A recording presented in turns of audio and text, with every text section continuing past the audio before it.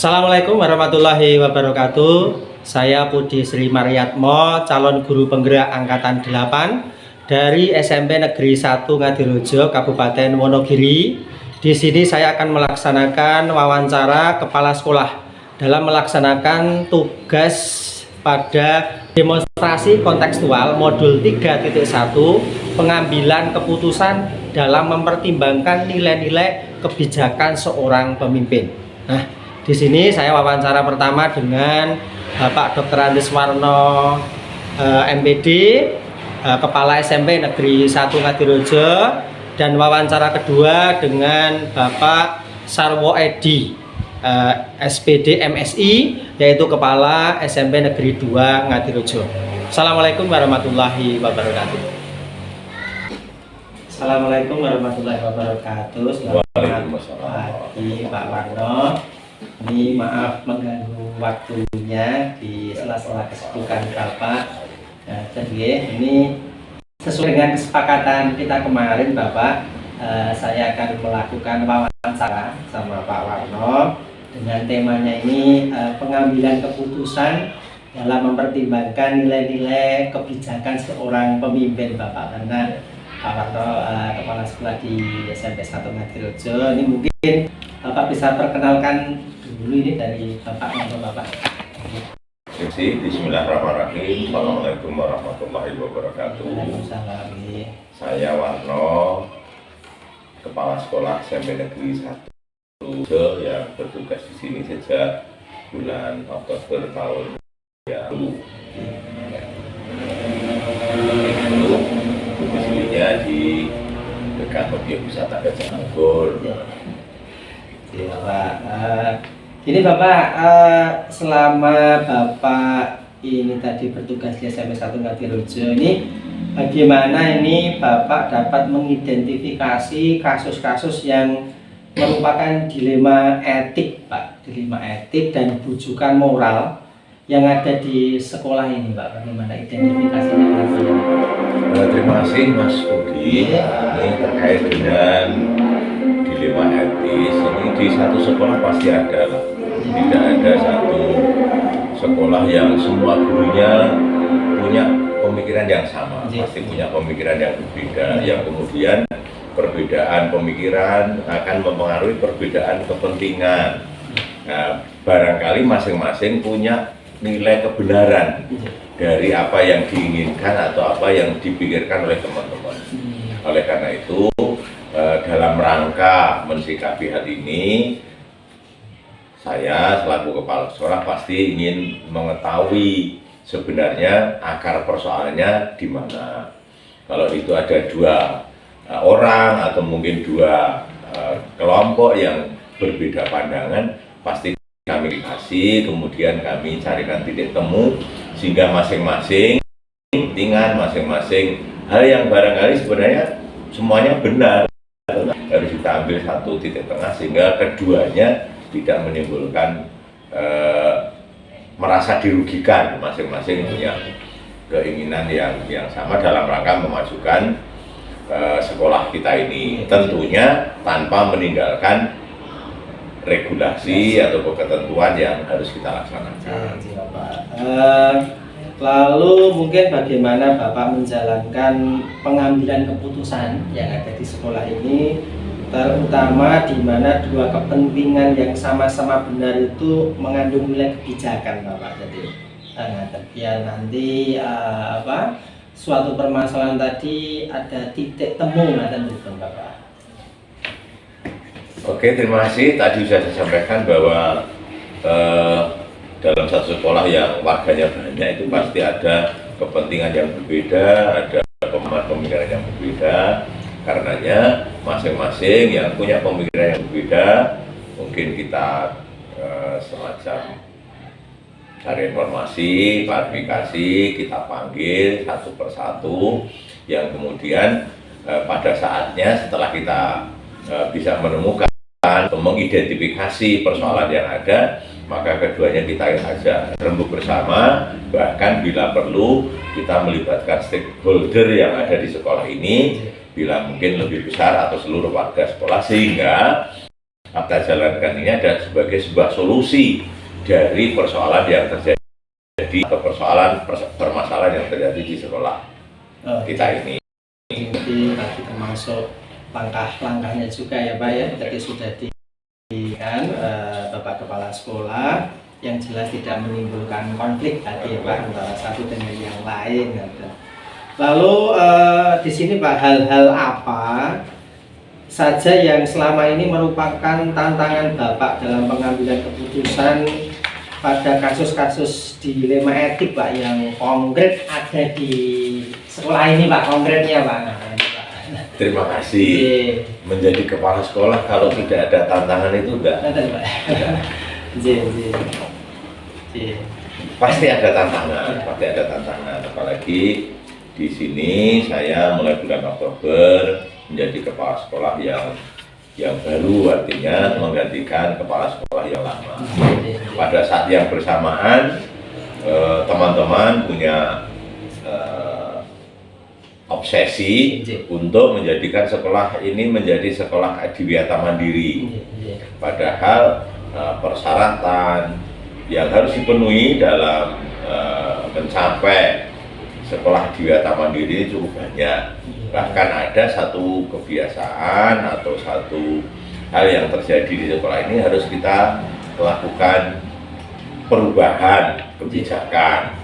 Nah, misalnya saja pada saat ini ada kantin ya, di dalamnya itu ada barang-barang dagangan atau makanan, utamanya karena kebanyakan di sekolah yang dibutuhkan anak itu makan dan minum.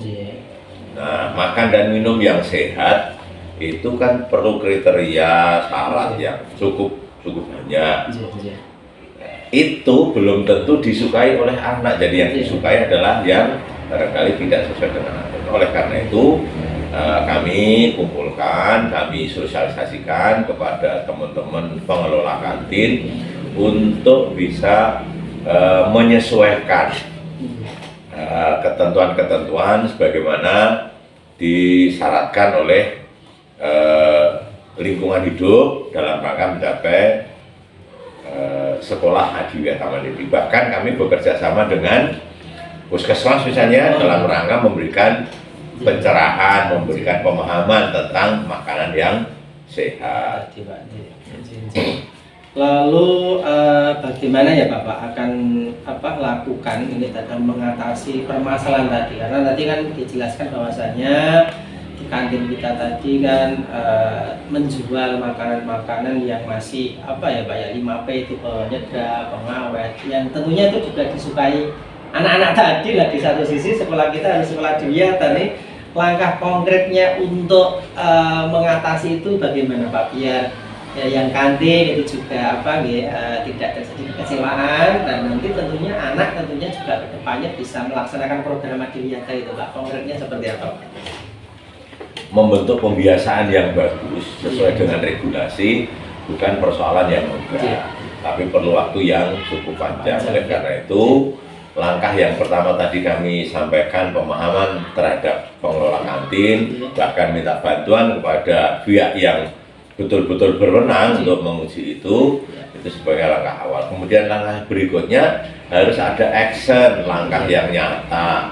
Artinya dari pemahaman-pemahaman yang disampaikan itu kemudian kita lakukan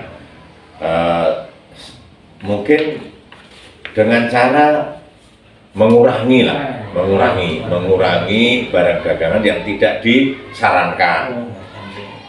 Nanti pada saatnya pada waktu tertentu akan bisa kita penuhi makanan-makanan yang dipersyaratkan sebagai makanan dan minuman yang sehat, sehingga nantinya akan menjadi sebuah kebiasaan baik itu oleh pengelola kantin maupun oleh anak-anak, sehingga anak-anak biasa minum sehat seperti ini, ya tercipta satu pembiasaan yang baik di sekolah ini terkait dengan makanan yang sehat dan penjualan oleh pengelola kantin. Berarti pengurangan itu Pak, mulai dari mungkin sampai 25%, lalu 50% sedikit demi sedikit nggak bisa langsung 100% dipanggil. Iya. Lalu adakah seseorang Pak, tadi juga sudah disampaikan Pak Warno, atau faktor-faktor yang selama ini mempermudah atau mungkin membantu Bapak dalam ini Pak pengambilan keputusan dalam kasus dilema etik yang kali ini siapa Pak nanti mungkin di mana? Oh iya, ya yang namanya sebuah lembaga seperti sekolah, satuan pendidikan pasti ada pimpinan, ada orang di dalamnya, Bapak dan Ibu guru. Nah, dalam rangka pengambilan keputusan ini tentunya yang memudahkan kita untuk mengambil kebijakan adalah ya warga sekolah itu sendiri, sehingga dukungan dari teman-teman warga sekolah untuk berani berubah, mau berubah demi kebaikan dan juga kemajuan sekolah ini adalah sangat membantu. Tapi ketika teman-teman tidak mendukung apa yang menjadi kebijakan untuk kemajuan sekolah ini, ya pastinya kebijakan itu akan tidak bisa berjalan dengan baik. Dukungan dari tadi Pak seluruh warga sekolah untuk bergerak tadi, bergerak bersama untuk mensukseskan program itu tadi di Taman Mandiri. Tentunya tadi juga ada titik temu ke kantin, jadi tidak langsung stop, tetapi tadi triknya pengurangan pembiasaan. Lalu luar biasa Bapak. Lalu di sini dari semua hal tadi ya Pak yang kita diskusikan di sini, yang pembelajaran apa yang Bapak petik dari pengalaman Bapak dalam mengambil keputusan tadi Pak? Terima kasih. Pembelajaran dari proses kasus atau mungkin persoalan yang ada itu adalah sebuah kebijakan atau keputusan yang kita ambil yang kemudian bisa dilaksanakan oleh semua pihak, semua warga sekolah, dan juga tidak menimbulkan ekses atau dampak negatif, itu sesuatu yang luar biasa. Karena yang namanya keputusan itu pasti menjadikan satu atau dua pihak ada yang tidak terpenuhi harapannya. Jadi intinya ketika kebijakan itu bisa dilaksanakan dan tidak menimbulkan ekses di belakangnya, itulah yang menjadi harapan kita.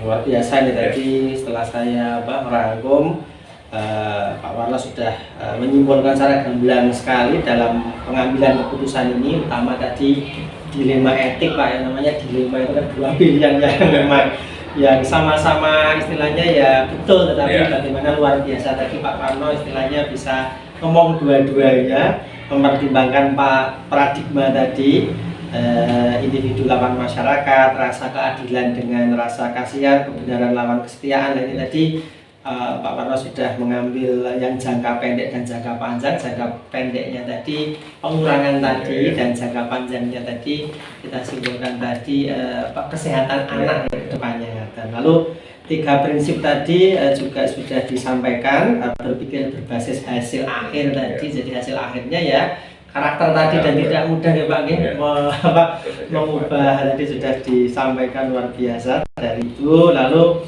dari 9 langkah pengujian tadi luar biasa sudah disampaikan Bapak.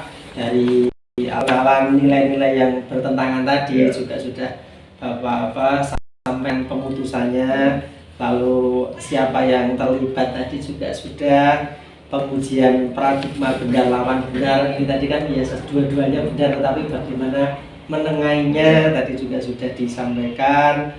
Lalu prinsip resolusi juga sampun, opsi dilema, trilema tadi mengambil satu titik tengah, luar biasa sampun. Terus akhirnya membuat keputusan dan melihat keputusan atau merefleksikan tadi. Ini terima kasih, ini Pak Warno tadi sudah menyampaikan, dan ini pelajaran buat saya ini Pak, kepemimpinan Bapak ya istilahnya ngomong semuanya dan tidak terjadi konflik.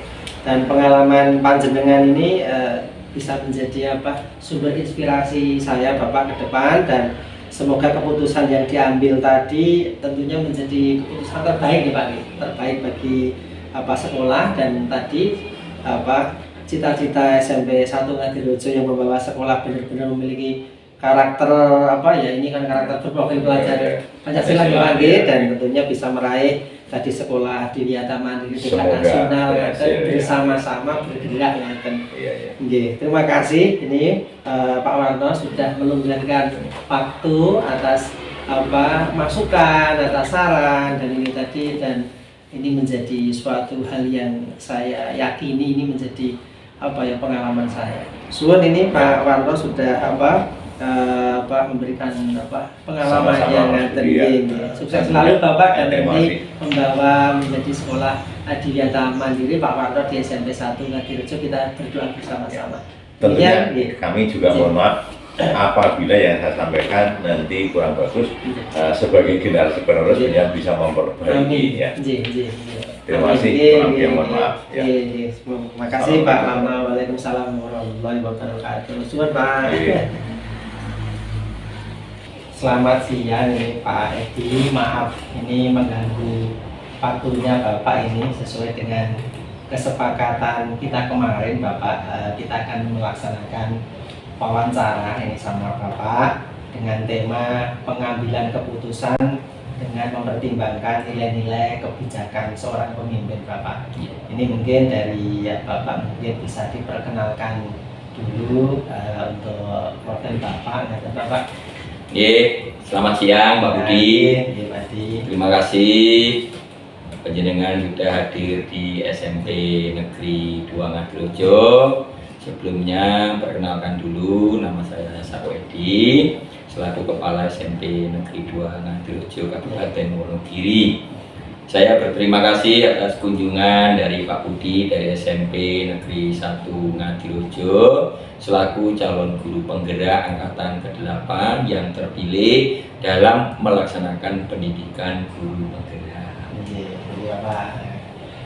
Gini Pak Edi, selama ini bagaimana nih dari Bapak untuk mengidentifikasi kasus-kasus yang merupakan dilema etik dan rujukan moral di sekolah Bapak? Ya Pak Budi, untuk mengidentifikasikannya, bahwasannya dilema etik ya benar adalah situasi yang terjadi ketika seseorang harus memilih antara dua pilihan di mana kedua pilihan secara moral benar tetapi bertentangan. Sedangkan ada istilah rujukan moral itu benar vs salah, yaitu situasi yang terjadi ketika seseorang harus membuat keputusan antara benar dan salah. Dari pengalaman kita bekerja dimanapun, kita telah mengetahui bahwa dilema etika adalah hal yang berat yang harus dihadapi dari waktu ke waktu. Ketika kita menghadapi situasi dilema etika, akan ada nilai-nilai kebajikan mendasar yang bertentangan seperti cinta dan kasih sayang, kebenaran, keadilan, kebebasan, persatuan, toleransi, tanggung jawab, dan penghargaan akan hidup. Jadi Bapak, lalu bagaimana ini Bapak menjalankan mungkin pengambilan keputusan di sekolah ini di SMP Negeri 2 Ngadirejo ini, terutama kasus-kasus yang dimana ada tadi Pak, dua kepentingan yang sama-sama benar atau sama-sama mengandung nilai kebijakan itu pripun Pak? Sebelum mengambil keputusan, tentunya saya akan mengidentifikasi masalah terlebih dahulu. Kemudian siapa saja pihak yang terlibat, lalu mengumpulkan fakta dan seterusnya, sehingga mampu mengambil keputusan yang tepat bagi pihak-pihak yang bermasalah. Dalam pengambilan keputusan ini tentu saja mengutamakan prinsip kekeluargaan dan mufakat. Kata Pak Budi. Siapa mufakat ya Pak ini yang Pak ini dan Pak. Lalu langkah-langkah Pak atau prosedur seperti apa yang bisa Bapak lakukan selama ini untuk ya menangani atau menyelesaikan masalah-masalah tersebut Bapak? Langkah pertama, saya akan memanggil kedua belah pihak yang bermasalah secara terpisah untuk dimintai keterangannya supaya saya mengetahui di mana letak permasalahannya yang terjadi dan apa pemicunya, serta menemukan bagaimana solusi terbaik yang akan diambil atau diputuskan dengan tidak merugikan kedua belah pihak. Jadi jangan sampai ada salah satu ruginya. Lalu hal-hal yang Bapak dirasa efektif dalam pengambilan keputusan pada kasus-kasus yang dihadapi itu seperti apa, Pak? Melakukan dialog dengan pihak yang bermasalah dengan kekeluargaan agar dapat memunculkan solusi yang dapat diterima kedua belah pihak dengan cara bimbingan secara komprehensif yang tidak menimbulkan perselisihan lagi dari kedua belah pihak. Terima kasih. Lalu hal-hal apa yang ini merupakan tantangan Bapak dalam pengambilan keputusan pada kasus dilema etik selama Pak Edi menjabat di SMP Negeri Rojo, Pak? Selama saya di SMP Negeri 2 Ngadirojo mulai bulan Oktober 2022 yang lalu, tantangan yang saya hadapi dalam keputusan bagaimana mencari solusi terbaik bagi semua pihak dengan resiko seminimal mungkin. Tentunya hal ini membutuhkan dukungan dari seluruh warga sekolah, Pak Budi. Warga sekolah sangat mendukung dari Pak Edi. Kira selama Bapak menjabat di SMP Negeri 2 Ngadirojo, adakah permasalahan yang masuk dalam kategori tadi, Pak, dilema etik yang dua-duanya itu memang betul itu, Pak? Iya, Pak Budi, saya masuk di sekolah ini dihadapkan pada dilema etik, yaitu dengan adanya pilihan yang sama-sama benar, yaitu dengan kedisiplinan murid yang masih sulit diterapkan karena budaya lingkungan orang tua yang kurang mendukung. Sebagian besar orang tuanya meninggalkan anaknya untuk mencari uang di luar kota, sehingga kurangnya kepengawasan orang tua yang sulit membuat anak untuk bisa sadar disiplin. Murid sering datang terlambat, berperilaku yang tidak sesuai dengan kesepakatan sekolah. Di satu sisi ingin menegakkan disiplin, namun di sisi yang lain karena ada rasa kasihan karena kurangnya kasih sayang orang tua. Yang dilema, Pak, yang satu tadi memang kasih sayang orang tua, yang satu penegakan aturan. Lalu bagaimana ini Pak Edi cara untuk memberikan solusi atau menemukan masalah tersebut itu yang seperti apa, Pak? Saya biasanya melakukan musyawarah dengan Wakasek ataupun juga dengan tim pengembang sekolah terlebih dahulu mensikapi masalah tersebut. Selanjutnya baru kami rapatkan kepada seluruh dewan guru. Dari kasus tersebut kami melakukan budaya positif pembiasaan dan pembinaan karakter setiap pagi. Kami adakan kegiatan budaya positif pembiasaan dan kerohanian sekitar 15 sampai dengan 30 menit untuk menyadarkan mereka untuk bisa disiplin dan tertib.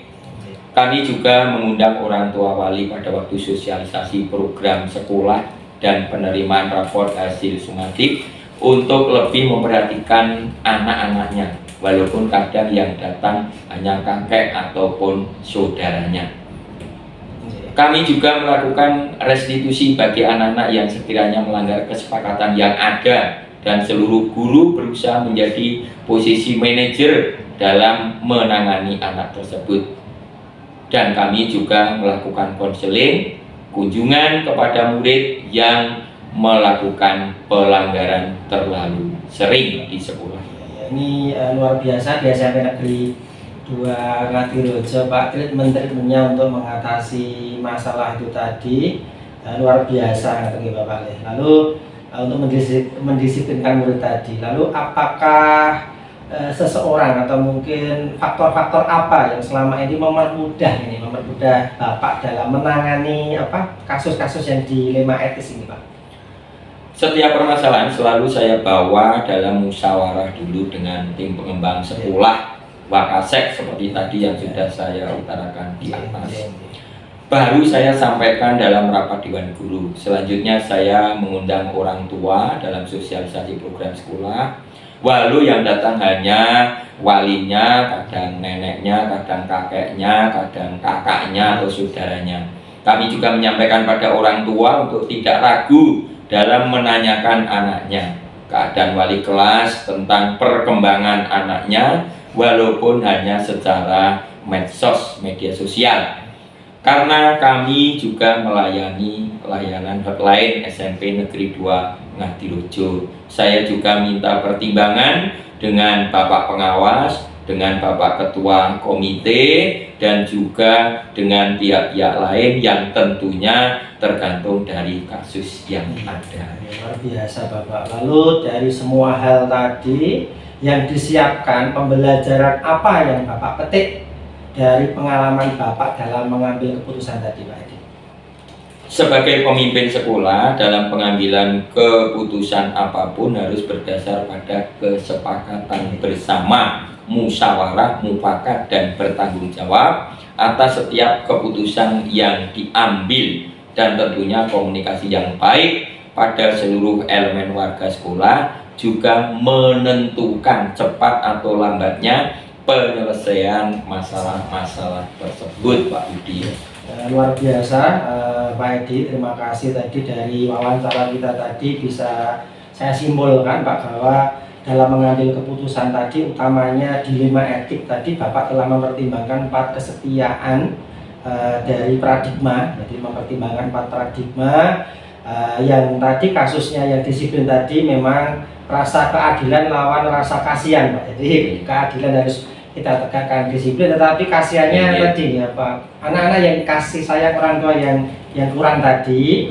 Lalu juga Bapak sudah menerapkan 3 prinsipnya tadi, prinsipnya ya berpikir berbasis rasa peduli tadi sampun. Lalu 9 langkah pengujian tadi juga di SMP Negeri 2 Ngadirojo juga sudah diterapkan, seperti mengenali nilai yang bertentangan, menentukan siapa yang terlibat situasi, mengumpulkan fakta-fakta tadi yang diutarakan Pak Edi dengan mempertimbangkan beberapa faktor, ada tim pengembang termasuk masyarakat, lingkungan tadi juga sudah disampaikan, pengujian benar salah juga sampun.